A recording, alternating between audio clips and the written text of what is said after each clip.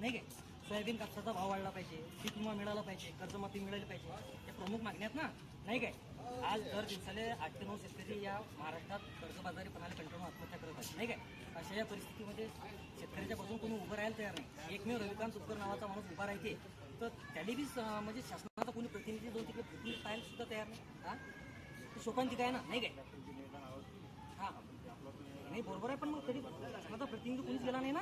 आमचं तेच दुखणं आहे ना, की आमचं तेच दुखणं आहे. हा उपोषणस्थळी बरोबर आहे की नाही. आता दसऱ्याचे माणसं जर मेले, मला सांगा पहिला विषय लढणारा कोणी नाही महाराष्ट्रात, कोणीच नाही. एकमेव तो माणूस लढते, तर तो जो माणूस जर समजा त्याच्या जीवाला जर कशाने काही जर झालं तर आम्ही काय करा, आम्हाला आत्महत्याच करणं आहे. बरोबर आहे की नाही. सकट कर्जमाफी मिळावी, तसेच 2024-25चा रखडलेला पीक विमा मिळावा आणि इतरत्र काही मागण्या घेऊन शेतकरी नेते रविकांत तुपकर गेल्या 3 दिवसांपासून बुलढाणा येथे अन्नत्याग आंदोलन करत आहे. अन्नत्याग आंदोलन करत असताना मात्र सरकारचा एकही प्रतिनिधी त्या ठिकाणी रविकांत तुपकरांच्या आंदोलनाकडे फिरकून पाहायला सुद्धा तयार नाही.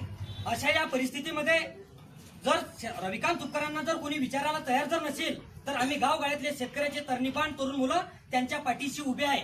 आज आम्ही त्यांच्या समर्थनार्थ जळगाव जामोद तहसील कार्यालयावर चढलो, तहसील कार्यालय ताब्यात घेतलं. याचा अर्थ असा की आम्ही रविकांत तुपकरांच्या पाठीशी खंबीरपणे उभे आहे. जर शासनानं येत्या काळात जर रविकांत तुपकरांच्या आंदोलनाची जर दखल घेतली नाही, तर आम्ही आज गांधीजीच्या मार्गाने आलो, उद्या मात्र भगतसिंगाच्या मार्गाने आल्याशिवाय राहणार नाही. हा इशारा आज या तहसीलदाराच्या माध्यमातून आज या ठिकाणी दिलेला आहे.